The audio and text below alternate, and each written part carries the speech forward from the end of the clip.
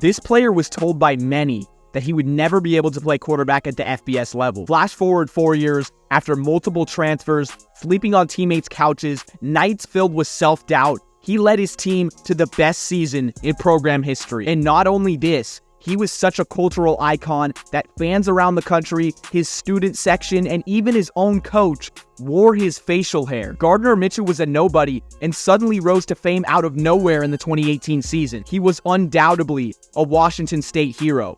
Now, how did this all happen? This is the story of Minshew Mania, one of the most inspiring underdog stories that you'll ever hear. You don't know who I am. I'm Saturday Shenanigans, and I post 3 college football videos every single week to keep you guys entertained all offseason. Feel free to subscribe and join the best family in college football. This is the fastest growing college football channel on YouTube. Jump on the bandwagon now before it's too late. Gardner Minshew was born in Mississippi and started playing football as a QB at a very young age, coached by his dad Flint. This is going to sound funny. Minshew and his dad started running a version of the air raid offense in only 7th grade flag football.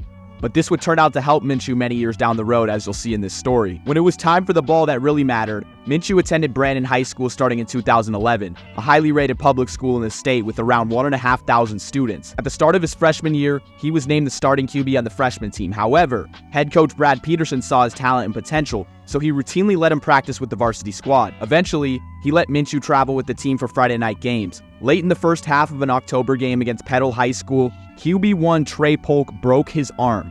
Coach Peterson looked down his bench, saw 14-year-old Gardner Minshew. Yes, I know, 14 is really young, and he said, "It's your time." Minshew took over, threw 3 touchdown passes, and the rest was history. From that point on, Minshew was the man for Brandon High. He started every single game after that. In his sophomore year of 2012, he led the team to the Mississippi 6A state championship. Brandon and Minshew gave a valiant effort, but they came up just short. He continued the success in 2013 and 2014, while falling short of a title yet again, but he was balling. As his high school career concluded, he finished with 9,705 passing yards, 88 touchdowns, and 24 interceptions, with the 58 completion percentage. I'm going to be honest, despite the great performance throughout high school, no one really wanted Minshew. His own coaching staff thought very highly of him. However, college scouts and coaches didn't. According to 24/7 Sports, the 6'2", 210 pro-style QB was just a 2-star prospect in the class of 2014. He had 3 FBS offers, all from Group of 5 programs: Troy out of the Sun Belt, Akron out of the MAC, and UAB out of Conference USA. Due to some horrible luck, 2 of these offers were taken off the table. UAB had shockingly cut their football program around the same time, and Minshew's primary recruiter from Akron, Tank Arrington, tragically died in a car accident. Minshew took the only option that he had and committed to play for Troy in late December 2014. Troy did not work out. He arrived on campus in January of 2015, but departed and left the program only 4 months later in May. Minshew said himself that the school wasn't a good fit for him. Scrambling for answers, that summer he decided to go the JUCO route and enrolled at Northwest Mississippi Community College out of the MACCC conference. This school was not a powerhouse in its division at all. The last time they won the conference title was in 1999. The crazy part is that head coach Jack Wright told Minshew during the recruitment process that Minshew was unlikely to get the starting job. Yet another doubter. How many of these are we going to come across in the story? But Minshew didn't care. He believed in his game and balled out in camp, impressing the coaches while being named the starter only a week after he arrived. This was the best decision Jack Wright had ever made in his life. Minshew went absolutely nuts this season while bringing home some hardware. He finished second in the nation for JUCO in passing yards with 3,288, 28 touchdowns with a solid 61% completion. That's incredible. But what's even better is that he led his team to be the national JUCO champions of 2015, the 3rd time in school history and the 1st since 1992. It was time for bigger and better things for Minshew heading into the 2016 season. He was finally going to be able to fulfill his lifelong dream of playing QB at the FBS level. In May of that year, he committed to play for the East Carolina Pirates. East Carolina was going through some growing pains after joining the American Conference in 2014 with stiff competition. Minshew was walking into a team that went 5-7 the previous season. But after what he had gone through already in his young career, that didn't matter. He was supposed to redshirt for 2016 for development, but late into camp, the coaching staff told him this was impossible due to injuries. Surprisingly, Minshew wasn't happy with this. so he tried to fake a hand injury to get out of playing. The story goes like this: Minshew got extremely intoxicated one night and started beating his hand with a hammer before some friends broke it all up. His plan failed. Reflecting on it years later, Minshew said, quote, "Probably would have been easier to fake a hamstring injury." He was the backup to Philip Nelson in the Week 1 game, but when Nelson got injured in the second half, it was Minshew time. You're probably expecting me to tell you that Minshew did his thing, throwing for 3 touchdowns, taking the starting role in stride, and never looking back. This couldn't be farther from the truth. In this game, he went 12 of 27 with 2 interceptions in a loss to UCF. This season was extremely tricky for Minshew. With Nelson's on and off injuries, he would be figuratively running back and forth from the bench to the field. When he did play, his performances were average, but not great. And that's why head coach Montgomery continued to stick with Nelson when he was healthy. Minshew played in 7 games that year, so he almost evenly split time with Nelson. He threw for 1,347 passing yards on 58.9 completion percentage, 8 touchdowns, and 4 picks. Here's something interesting though. East Carolina had a record of 1-6 in games that Minshew appeared in. Their only win in that frame against UConn. He only had 4 passing attempts. Some food for thought. East Carolina went a measly 3-9 on the year. The 2017 season looked promising. Minshew had won the starting job. However, due to the struggles of the previous year, his confidence was fragile at an all-time low. This showed in his game on the field. In the first half of the season opener against James Madison, Minshew went 7 of 18 passing with 82 yards and a pick. He was benched at halftime, and he said himself this was one of the lowest points in his life. This season ended up being very reminiscent of the one before. He was being thrown in and out of the lineup, starting some games, then not, coming in for relief, getting benched, every which way. It was destroying his confidence. He wasn't able to lock in and focus on the game while he always had second thoughts. I'm sure a lot of us can relate to this crippling self-doubt at times. When asked about this situation years later, Minshew said, quote, "Made me have to look over my shoulder every single snap." He appeared in 10 games in 2017, and his numbers did slightly increase, throwing for 2,140 yards on 52.7 completion percentage and 16 touchdowns to 7 interceptions. ECU went 3-9 yet again. Even though he could have had a chance to be the full-time starter in 2018, Gardner knew he couldn't do this for another season for his own self-respect. He got his degree in communications shortly after the 2017 season and decided to become a graduate transfer for 1 more year of eligibility somewhere else. Nick Saban wanted him to come play at Alabama. What? No way.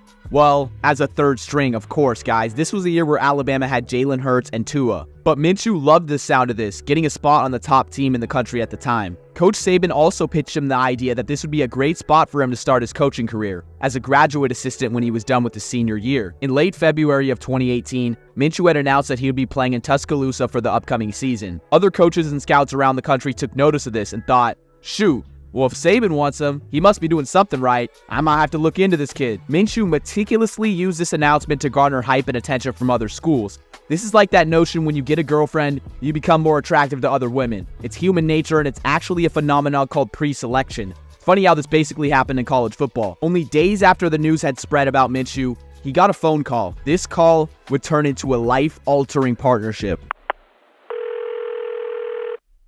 In early March of 2018, Gardner Minshew got a phone call from an unfamiliar Washington phone number. On the other end, it was Mike Leach, head coach of Washington State. Leach was known to be a character. He was blunt with his words, he was unorthodox, and truly one of a kind. What Minshew heard from Leach absolutely shocked him. Do you want to hold the effing clipboard, or do you want to come to Washington State and lead the nation in passing?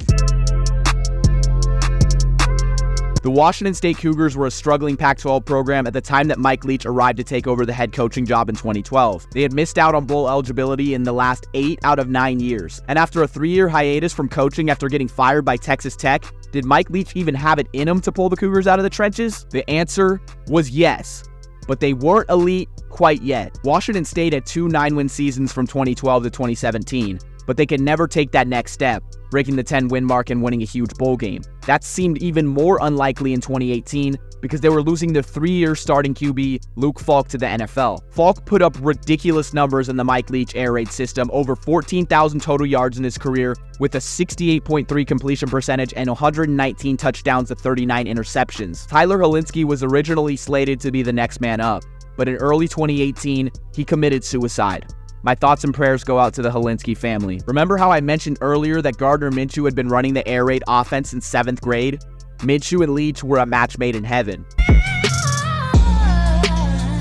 For his first month in Pullman during spring ball of 2018, Gardner Minshew slept on the couch of a teammate and offensive lineman Andre Dillard. Minshew did not care. He was there for one reason only: to win. Coach Leach named Minshew the starter in late August prior to the season opener against Wyoming. Washington State had entered the game having lost 7 straight season openers on the road, and things were looking all too familiar in Game 1 as the Cougs were trailing 16-13 at the half, and Minshew wasn't playing his best ball. He was still overthinking and being too passive. As Minshew walked back to the locker room, he said he was having flashbacks to being benched at ECU. He asked Coach Leach in a shaky voice if he was going back out for the second half. Minshew said, quote, "He looked at me like I had just said the dumbest thing ever. His tensions were eased. Sometimes, all it takes is one person to believe in you."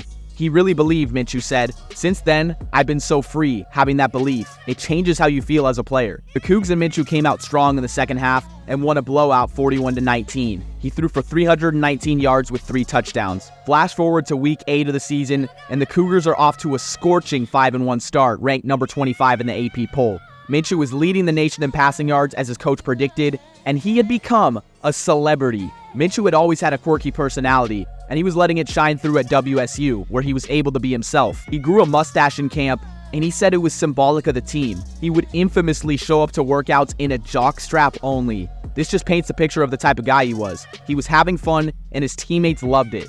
His charisma started catching on with fans. Washington State was playing in its biggest game of the year so far in Week 8, playing the 12th-ranked Oregon Ducks in a ranked matchup. College game day was in Pullman that day, and it was time for the Cougs to make a statement to the country. They won 34-20. And Minshew was excellent, putting up over 300 yards and 4 touchdowns. Week 11 versus Colorado will always be remembered by the Cougar faithful. It seemed like any other ordinary blowout win, 31-7 WSU, but after the game, this wholesome moment happened, securing Minshew's status as a legend. Week 13 of the 2018 season. Time for the Apple Cup, the annual rivalry between Washington and Washington State. But this was one of the most important Apple Cups fans in the state of Washington had ever seen. WSU was ranked 10-1, ranked number 7 in the nation, and Washington was 8-3, ranked 16th. The winner of this game would be the Pac-12 North champs, clinching a berth in the Pac-12 title game. In front of a ruckus crowd in Pullman, Washington State fell short 28-15 in Minshew's worst performance of the year. He threw 2 interceptions. In lieu of that, Washington State got the opportunity to face a ranked Iowa State in the Alamo Bowl. This was the biggest bowl appearance for the Cougs in over 15 years. Nothing to hang your head about. They won a thriller 28-26 and another solid 2-touchdown performance by Minshew, where he broke the Alamo Bowl record for completions with 35 and also won the offensive MVP. The Cougs had an 11-win season for the first time in program history. Gardner Minshew finished 2018 with 4,776 passing yards, breaking the Washington State single-season record and also breaking the same record for the Pac-12 Conference. He made the All-Pac-12 first team and won the Pac-12 Offensive Player of the Year award. Minshew also finished 5th in Heisman voting. It had all come full circle.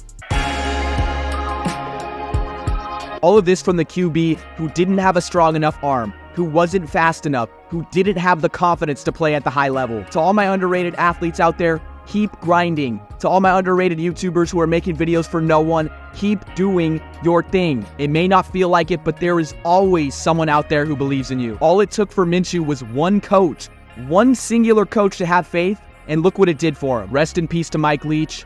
This was Minshew Mania. Thank you guys so much for reaching the end of the video. As always, I have a heart for you right here. Love you guys. The support recently has been unreal, and I have exciting news. In the month of March, I'm going to be collaborating in 3 videos with Scott Fisher. Yes, Scott Fisher, the GOAT of college football YouTube, over 100,000 subs, and it's all possible because of your guys' support. This guy was a legend. This guy was my idol, and now I'm working with him. Thank you. These storytime videos do take a long time to make, so it would mean a lot if you could support. Hit that like button, subscribe, go leave a comment, share with your friends. I mean, I know you got a friend out there that cares a lot about Gardner Minshew. Why not send him the link? I've been Saturday Shenanigans, your home for unfiltered college football content, and I'll see you guys soon.